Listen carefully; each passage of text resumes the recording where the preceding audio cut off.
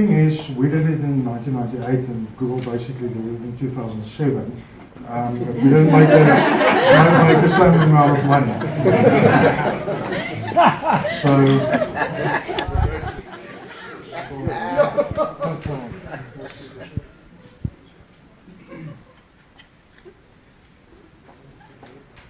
So I'm supposed to be good at it with technology. So basically, this is some of the companies that we've got. It's basically a one-man-owned company.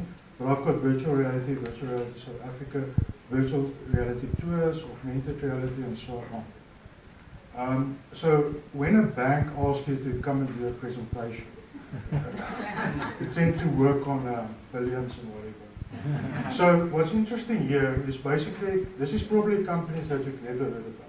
It's like Perfect Core, Ultra Haptics, Leap Motion, Niantic, and whatever. But these companies are actually worth billions of rands. So there's a lot of interest in the potential that virtual reality can bring to us as a human race.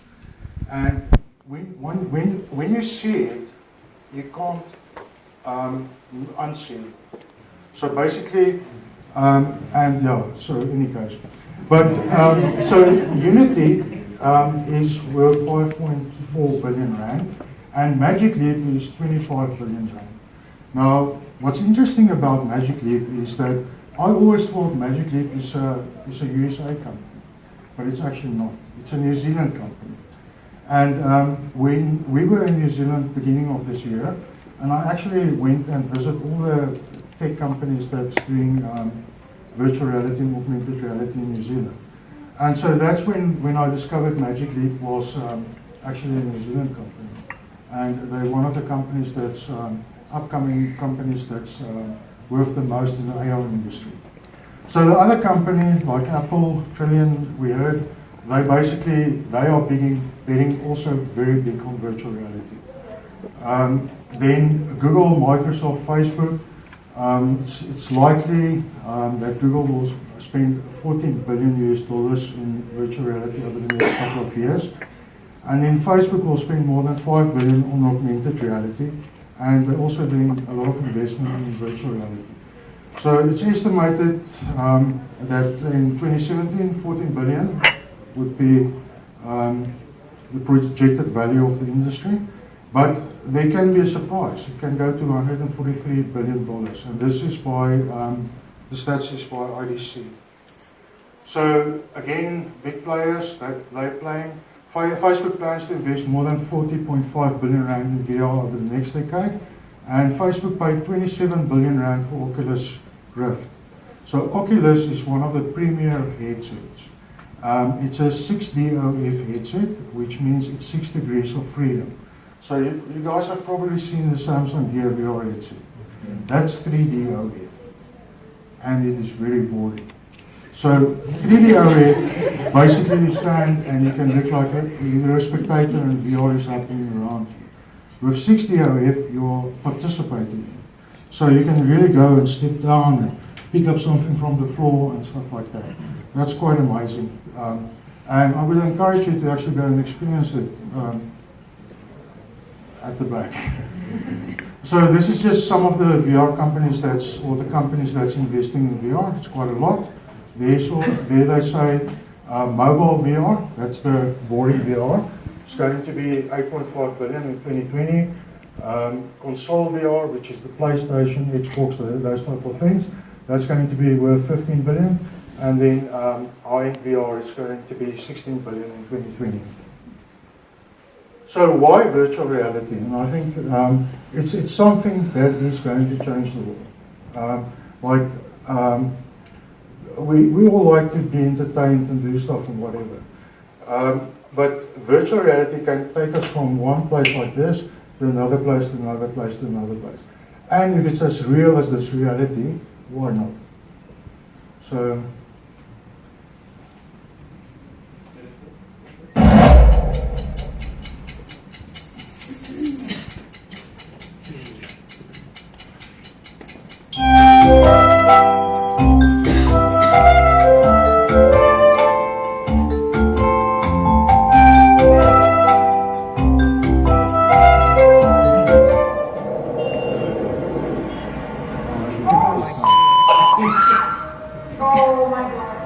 No.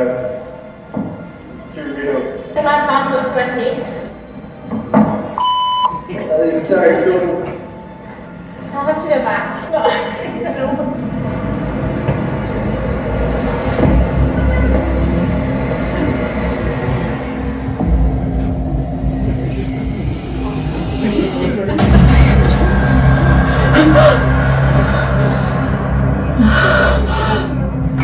Oh my god, oh my god.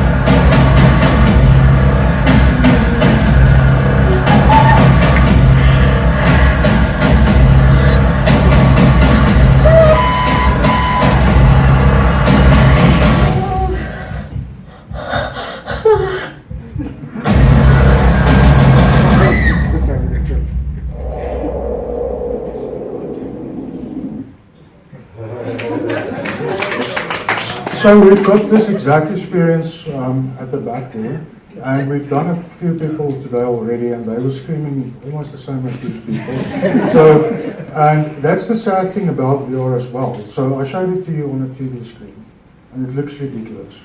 But when you are there in that experience, it will be real, and you will be scared, and you will be screaming.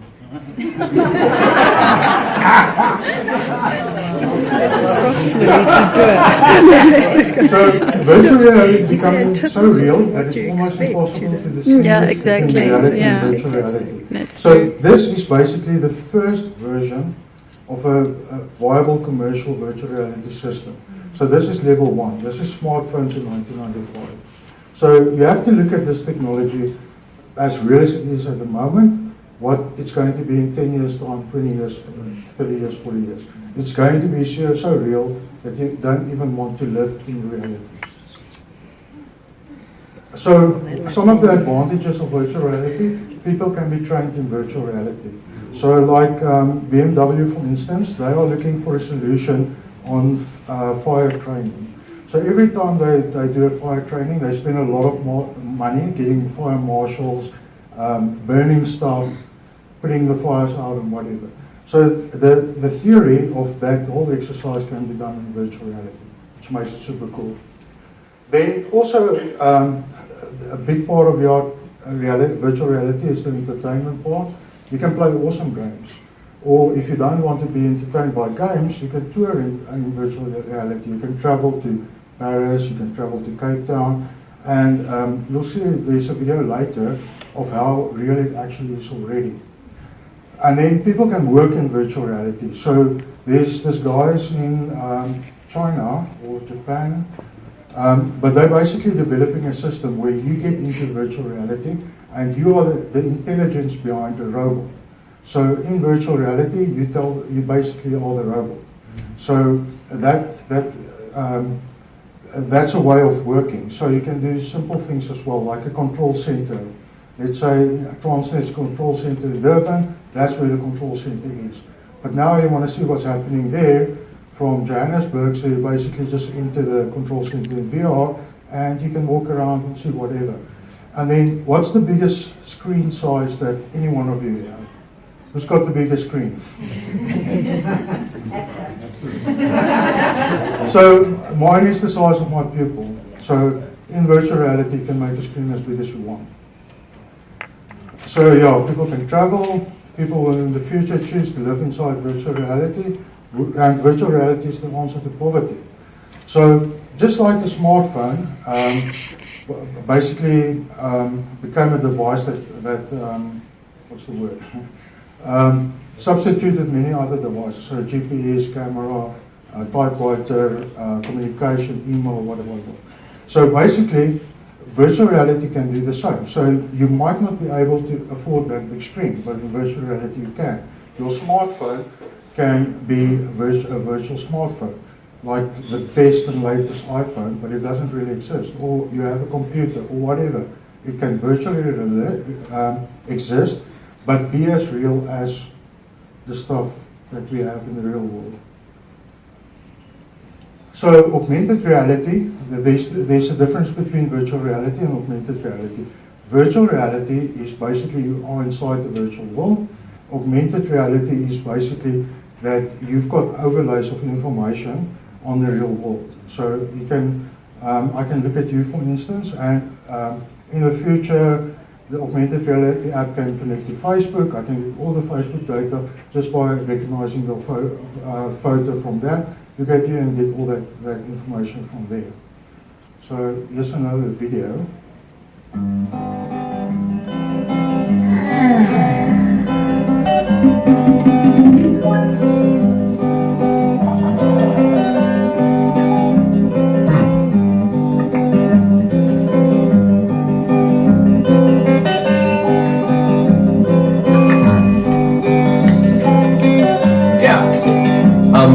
Meet me in front of Strand Books at 2.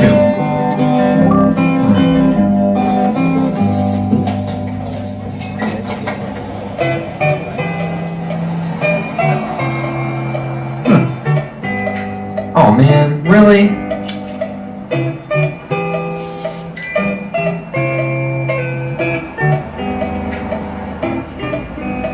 Hey there, guy. Hey there, little guy. Sweet. Remind me to buy tickets for Monsieur Gano tonight. Where's the music section?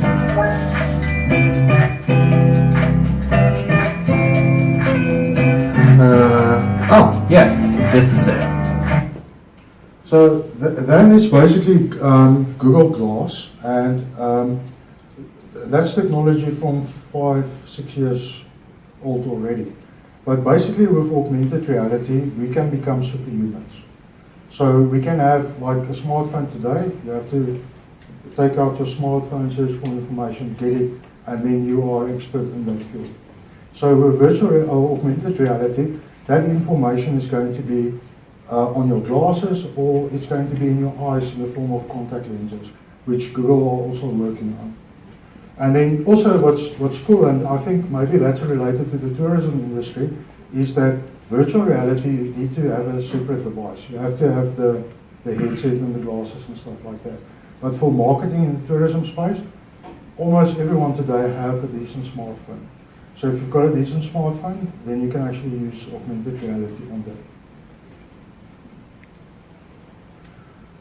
So just briefly, AR in tourism. Use AR to provide real-time information about tourism locations.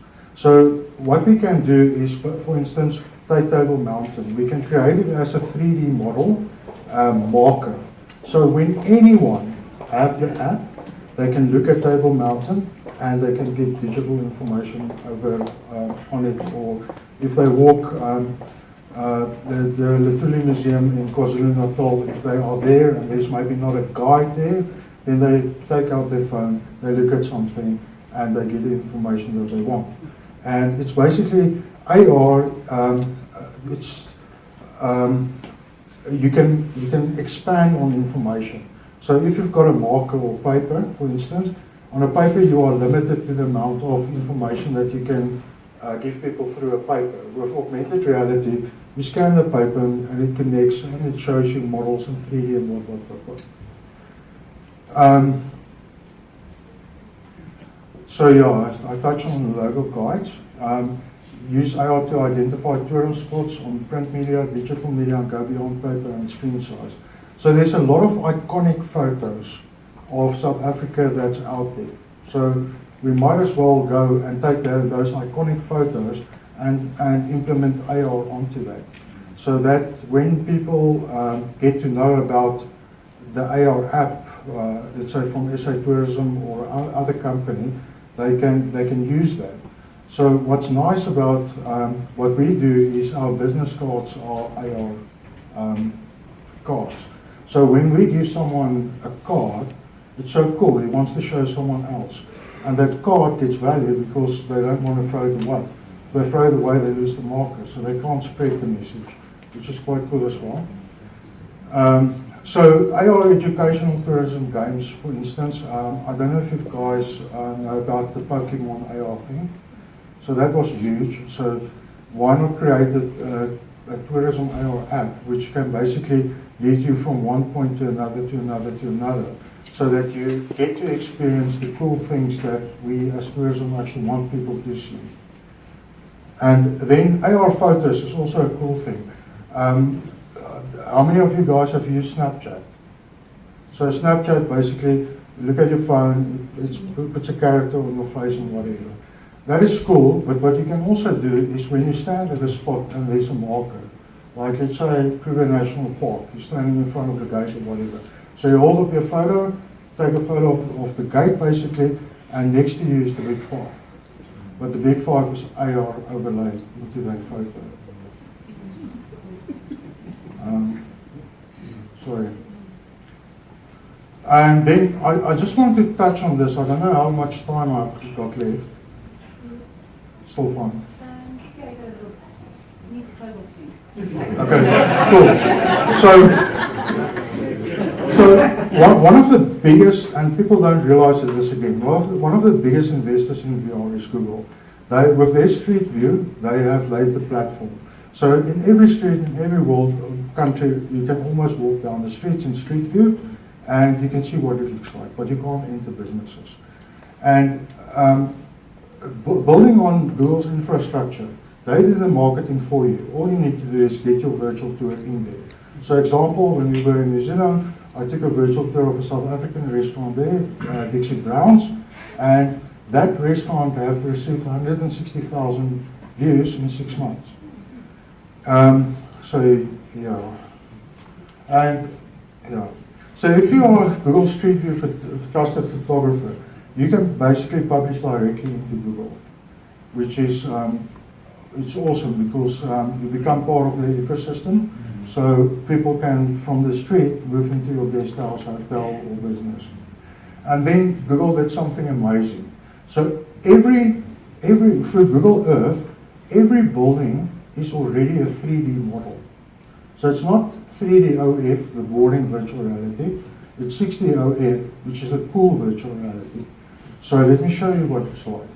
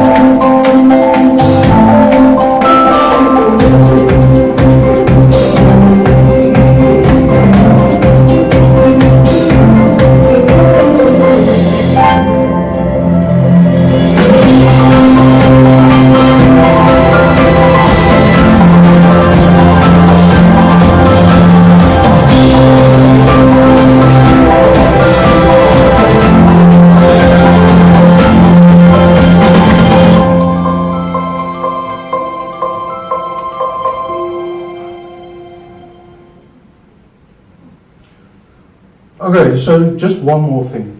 So basically, when you use this application, there's Google Maps have 1 billion users every month. So this is one of Google's products, and when you do a tour, they feature some cool tours. So you can go to Paris, you can go to USA, you can go to Australia, and I think 6 of them.